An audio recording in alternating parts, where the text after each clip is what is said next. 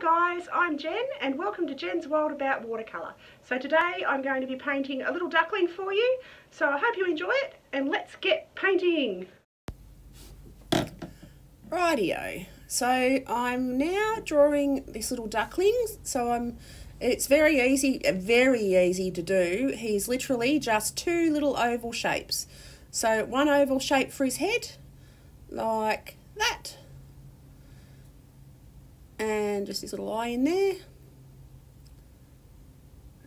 He's got a little mask, like little brown around his eye, so I'll draw that in. He's got brown on top of his head. And then another oval for his body, and that's it. That's all he is just two oval shapes and a beak. So, yeah, it doesn't get a whole lot more simple for a drawing than that.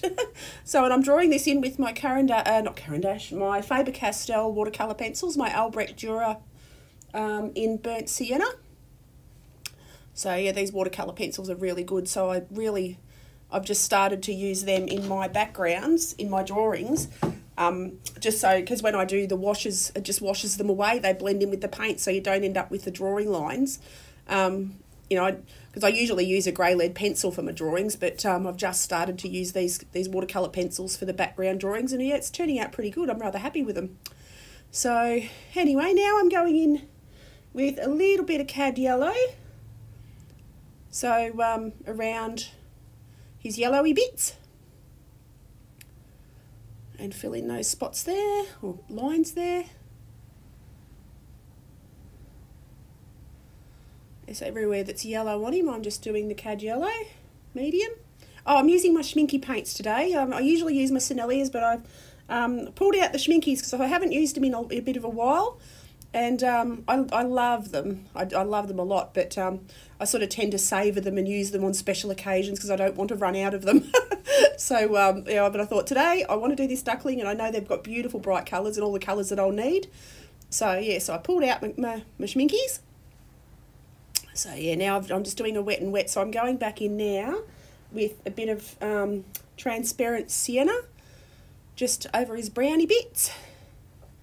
So I did raw sienna as the base underneath this, and now I'm doing transparent over the top.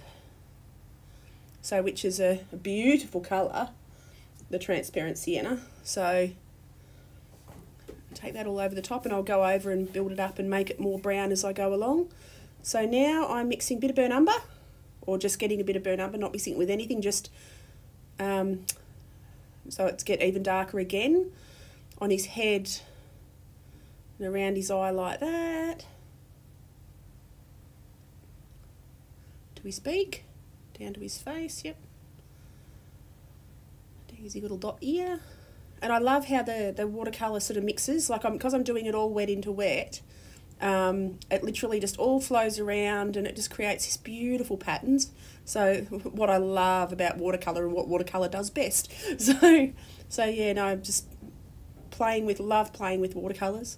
So now I'm going a bit of burnt umber and just taking that to darken up a bit more. Just slightly thicker consistency. Take it round all those wet areas again, let it flow in amongst itself and do its thing. And now I'm using a bit of transparent sienna in his eye. Yeah, transparent sienna in his eye for his pupil. And now I'm doing a bit of quinacridone gold hue for his beak. And I'll just take that into some of his other feathers as well, because he's got about 3 or 4 different types of different goldy colours in his yellow bits. So I'll just take a bit of it all around everywhere. Just like that. And feathers, literally just little lines, lots of little lines. So yep, just gives the illusion of feathers. So now I'm using green earth. So the water that he's swimming around in is quite green in the photograph. I got the photo reference from Pixabay. So yeah, and the water the duck's in is quite green. So I was just starting with a wash of green earth, just to get a layer of colour in. And it starts to buckle.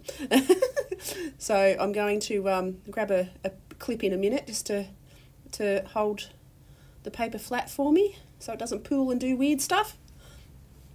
So I'll do these lines around first, like that, just to create ripple lines, because his little ducky feet are going under the water and he's moving water around, so yeah, just make it look like there's a bit of movement on the water.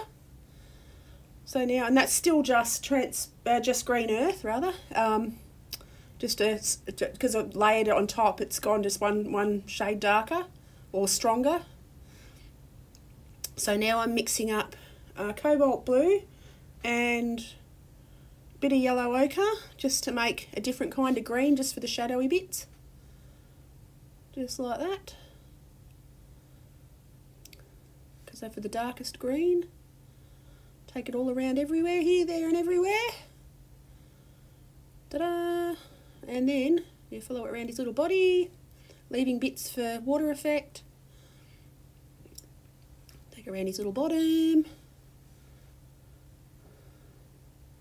A few more lines down there. And now it's time to grab the clippy thing, because I have made this paper so wet that just can't handle it anymore. But I mean, it's held up really, really well. I've just turned it into a swimming pool. So, so yeah, the buckle had no choice. The paper had no choice but to buckle, rather. But yeah, no, it usually holds up really well. I use these books all the time, and I very rarely have a problem. It's just because I've put so much water on the page.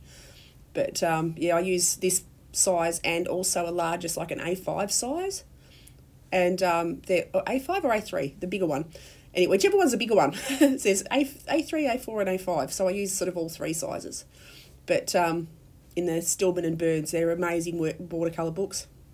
So anyway, so now I'm mixing up a purple and just putting that all around the darkest darks on the water for reflection and shadows on the back sides of the little ripples.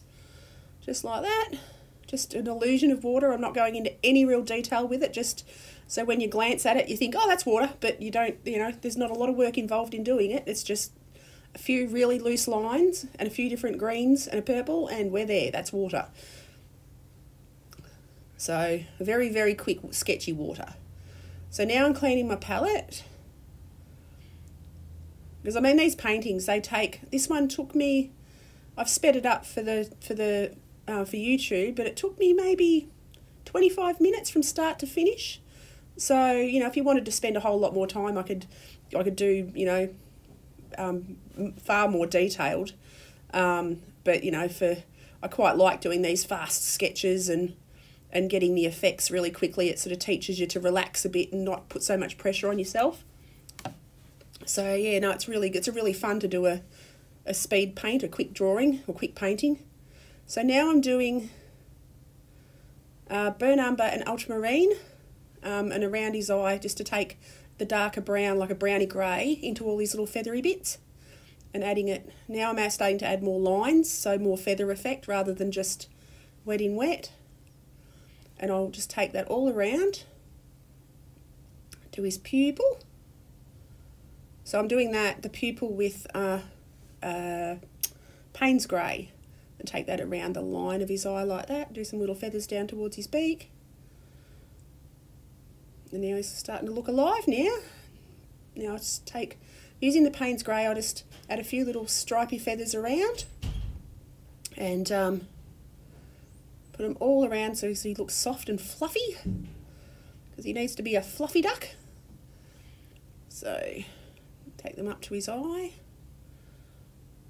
Now I run the feathers down onto his side, but I'm doing this still with Payne's Grey, just around his browny bits, and you can, you know, the brown's peeping through still. And just softening those edges and giving him a fuzzy wuzzy outline, because he's got a fuzzy wuzzy outline with all these little feathery bits.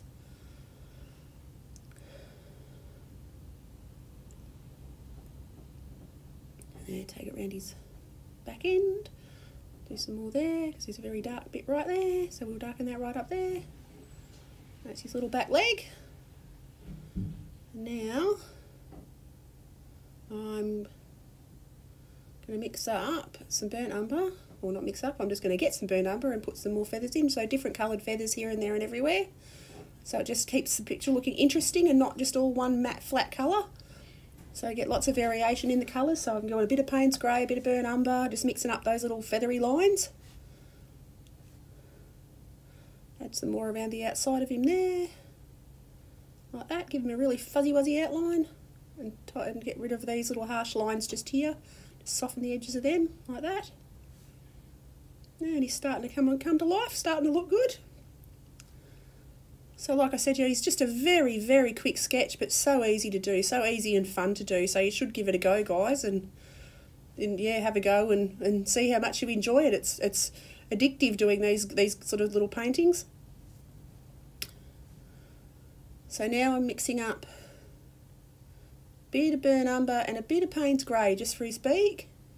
So it's a dark browny sort of grey. Just like that. Take it round the end of his beak and the bottom and do his little nostril. Now give him a brush wash. Go back in with a little bit of transparent umber for his browny, reddy browny feathery bits under there. Just add a bit of texture to the gold. Like that. Add a few there. Soften everything up so it doesn't look so flat. And now just a very wet wash of whatever I've got in my palette, just putting that in. I think that's transparent sienna, just putting that around in his goldy bits as well. And a bit of Payne's Grey around his nostril and darken up the top part of his beak a bit. Just a little wash of Payne's Grey there. Around his nostril again. Just like that, and that's his beak just about done. I've got to add a little bit of gold in that bottomy bit, which I'll do in a sec. I'll just run that out with a damp brush just to soften it up a bit, like that. That's his beak just about done. Now I'm going in a bit more transparent sienna, I think, just to, again, just mix up the colours a little bit. Just gives him a bit of depth.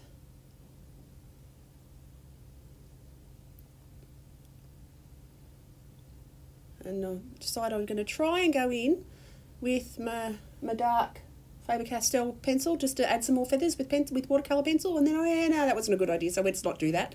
So then I put it back again and go back to the brush. Stick with the brush, Jennifer. Don't be going to pencil. So yeah, so now I'm going back in with the brush, and now I've got a bit of quinacridone gold hue just for his beak, and I'll be done. Pop the signature on. I hope you enjoyed this video. I had a ball painting in, and I shall see you guys next video. Have an awesome day. Bye.